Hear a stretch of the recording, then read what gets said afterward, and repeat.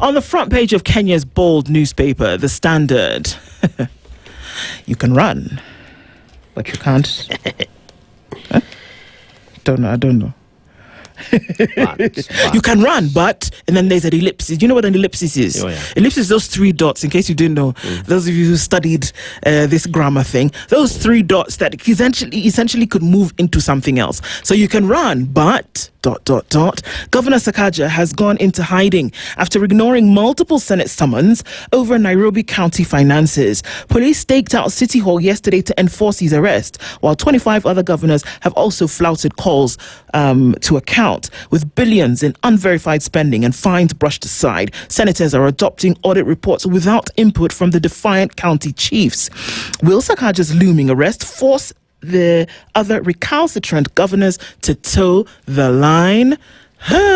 According to Issa Mohammed Issa, who is the Nairobi County Police boss, the Senate has powers to direct Sakaja be brought before it. Accordingly, the senators summoned the governor of Nairobi, but he did not honor the summons. They issued a warrant of arrest through the IG, and we're here to pick him and present him before the Senate. But they could not find him. I wonder, where did he go? You guys, I'm telling you, there's never a dull moment. So, of course, you have to start asking questions even before we look at that story, which is now explained on page 2. Sakaja goes into hiding as governor's audit boycott triggers arrest orders. I agree. What rubbish? Arrest them, because first of all, you have questions to answer about what you did with public funds, especially in jurisdictions where these funds are needed for certain county functions. Now, if there is an explanation as to what you did with that money and how you spent it, then by all means present yourself before the committees, because that's what it is. They are public accounts committees. You tell people this money that Kenyans gave you, they gave you. Yeah. This money that Kenyans gave you, with what have you done it? Let's mix the English up a little bit. And one thing that baffles me and really leaves me wondering is showing up there and do. It doesn't mean that it doesn't mean is wrong. No. Yeah, just go, explain yourself. And especially because you have a team that you're working with. And even before you are summoned to the Senate, there's a letter that appears to you. Exactly. More than 14 days. So you have time to prepare. You have time to call your chief officers, directors, and sit and ask. My this brother, is the question. This audit, it is not a yesterday thing. This is what a lot of us don't understand. These audits take place over time, right? Yeah. And before an audit report is presented, they give you an opportunity and they say, oh yeah, there's a gap here, there's a gap here, there's a gap here. Before I present it, please explain to me. It's very possible that this receipt for, 3 million shillings is lost. And that the people who issued the receipt for this thing that we should be able to see, perhaps you can have a conversation with them and then get us the receipt. Can you do that? Yes. Oh, so they give you time to do that. Now, failure to your doing so is what lands us where we are now. And like you're saying, when you perennially fail to appear. This is not the first time. He's been fined 500,000 bob for not showing up previously in another year. So failure to you doing that, you know what it does? And this is what I keep saying. Tell your story before somebody else gets an opportunity to. Correct. Be the one to tell the story, because in this, there is very little the Nairobi governor is going to be able to do to make himself look like he's not stained here. What are you going to do? First of all, you don't show up, not once, not twice. And then on the day when they come to look for you, then you're hiding. Where are you hiding? Where did you go? Tanzania? What are you doing? How ridiculous do you look before people right now? It is a shame. Come on. Especially after lives have been lost over floods, things that you could easily mitigate. Public communication is not as good as what probably Senator Sakaja was when he was senator. Now Governor Sakaja was when he was Senator Sakaja. And having been a senator, really, for a county that you probably understand very well, why should police be looking for you? Vintage has a point. We don't know if he's in hiding.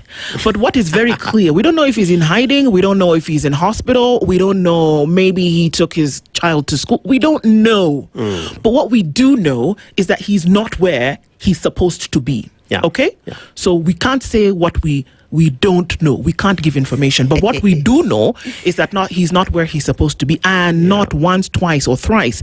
And that as a result of that, again, Senate has activated the right that they have to bring him there, and he's not done so. So you're right. We can't hypothesize over if he's hiding or whatnot. He may be sick. He may be anything.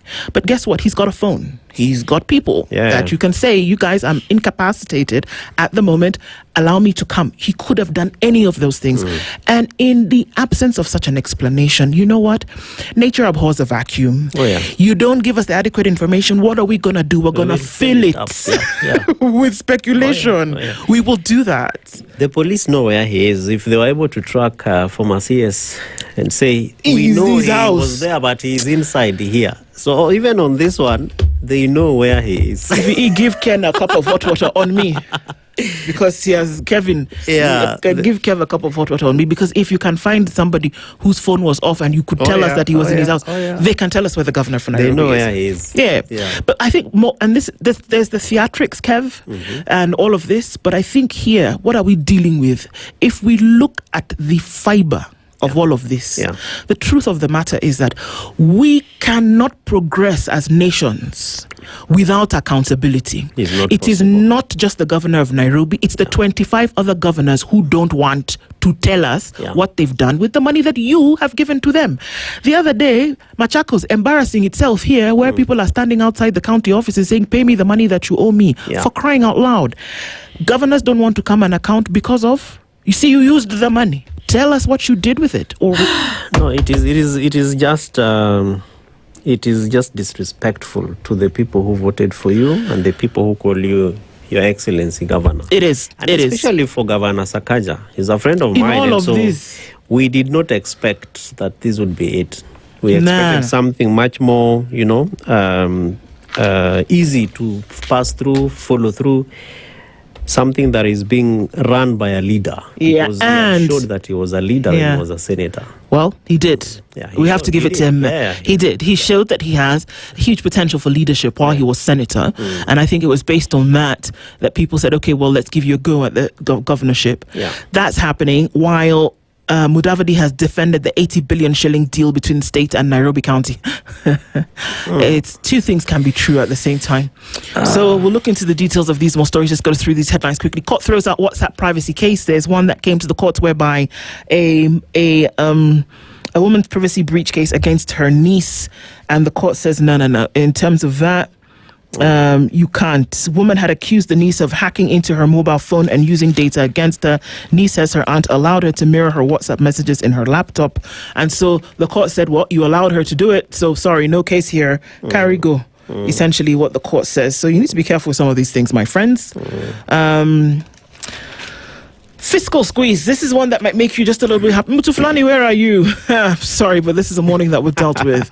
Margaret Okango, it is her job. She's a controller of budget. She'll tell you that the country is spending 80% of your money on debt.